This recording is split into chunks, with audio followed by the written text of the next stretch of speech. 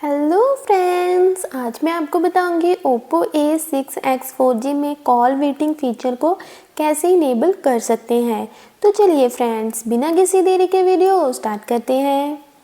तो इसके लिए आपको सबसे पहले आपके फ़ोन में जो डायलर होता है उसमें आपको चले जाना है।